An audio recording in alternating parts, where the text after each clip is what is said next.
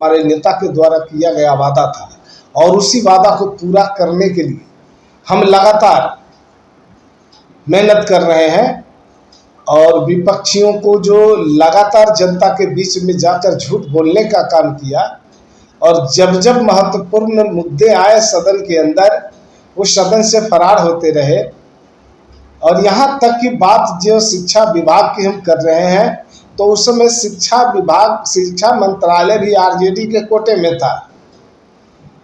तो सिर्फ आरजेडी के कोटे में शिक्षा मंत्रालय का हो जाना बहुत बड़ी बात नहीं है। किसी भी नियुक्ति प्रक्रिया को या कोई भी रचनात्मक कार्य को करने के लिए सरकारी स्तर से। नमस्कार, मैं हूं साहिल कुमार। अरावत टाइम्स देखना शुरू कर चुके हैं आप। आपको बता दें कि जैसे ही नीतीश कुमार और दोनों मुख्यमंत्री श्री सम्राट चौधरी और विजय सिन्हा की उपस्थिति में जो है सब इंस्पेक्टर्स को नियुक्ति पत्र दी गई, लोगों को नियुक्ति पत्र दिया गया।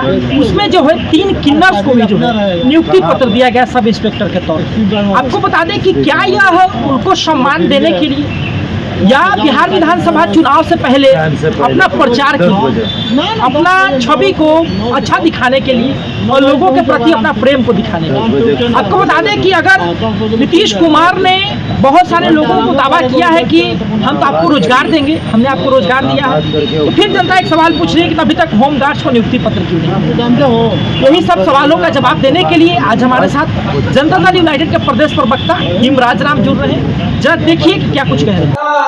नौकरी को, रोजगार को देने का दावा करते हैं नीतीश कुमार। उन्होंने कहा कि हमने शिक्षकों को नौकरी दिया और जो है 10 से 12 लाख नौकरी जो है विधानसभा चुनाव के बाद देने की बात करते हैं।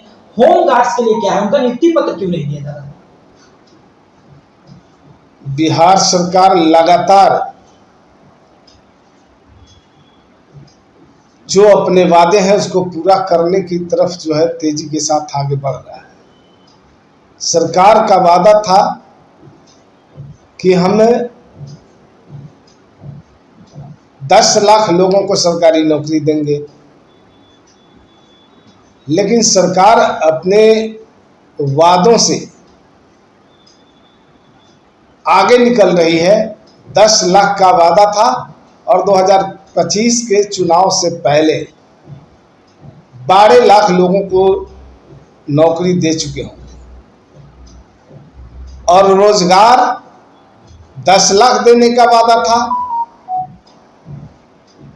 सरकार ने 22 लाख नए रोजगार के अवसर सृजित किए, अभी और 12 लाख नए रोजगार के अवसर सृजित करने हैं।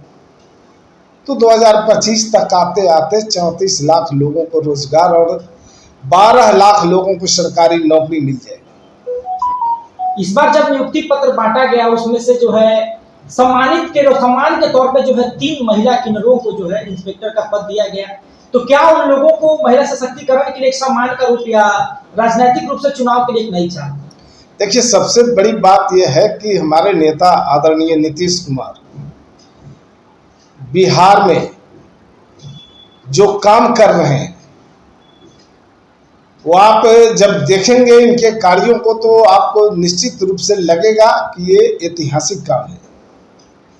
और ऐसे ऐसे काम करके बिहार में दिखाए हैं जो दूसरे राज्यों के लोग आकर इसका आकलन करते हैं, समीक्षा करते हैं और इसको जानने की कोशिश करते हैं कि किस तरह से ये सरकार ने इस काम को करके एक ऐतिहासिक कदम उठाया है।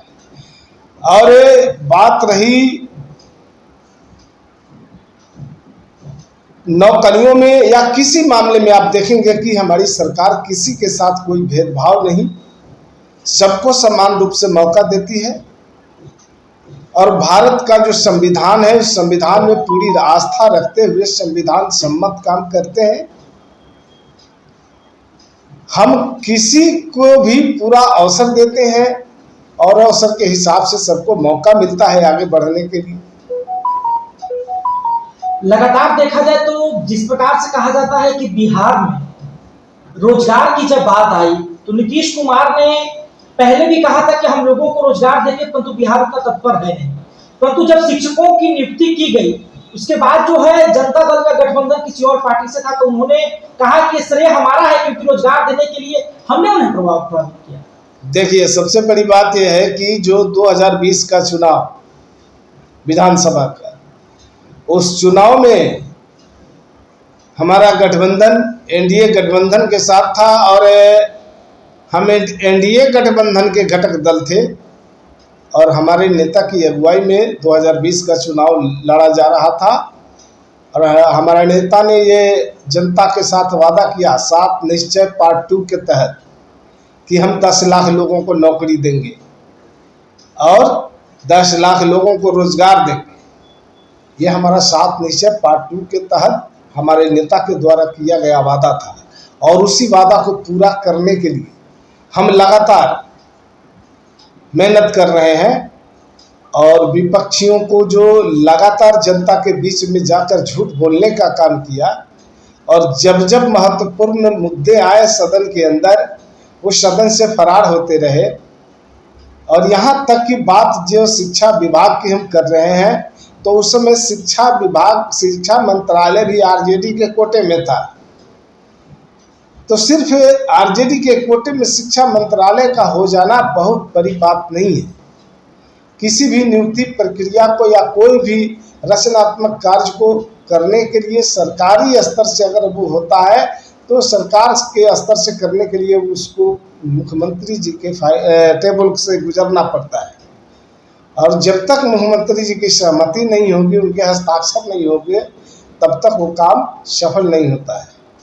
तो जो लोग इस तरह का तर्क अपना देकर जनता के बीच में अपना पीठी थपथपाना चाहते हैं, दरअसल वो झूठ बोल करके जनता को गुमराह करना चाहते हैं। उन्होंने साफ तौर पर कहा है कि हमारे मुख्यमंत्री नीतीश कुमार ने सभी को नौकरी देने का वादा किया था और नौकरी वो देंगे। आपने हाल फिलहाल में देखा होगा कि नीतीश कुमार ने दोनों उप मुख्यमंत्री की उपस्थिति में लोगों को नियुक्ति पत्र बांटा, किस प्रकार से शिक्षा के क्षेत्र में लोगों को शिक्षकों को भर्ती करवाया, शिक्षकों को नियुक्ति पत्र बांटा, उन्हें नौकरी दी और जो है और बाकी जो क्षेत्र में बचे हुए हैं लोग उनको भी नियुक्ति पत्र देने का काम करेंगे, उन्हें नौकरी देने का काम करेंगे। और ये राजनीतिक से हटके या चुनाव प्रचार प्रसार से हटके है, इसमें उनका कोई स्वार्थ नहीं है। इस प्रकार का वक्तव्य रहा हमारे साथ हिंगराज रामचंद्र। धन्यवाद। अभी आप आने वाले टाइम्स के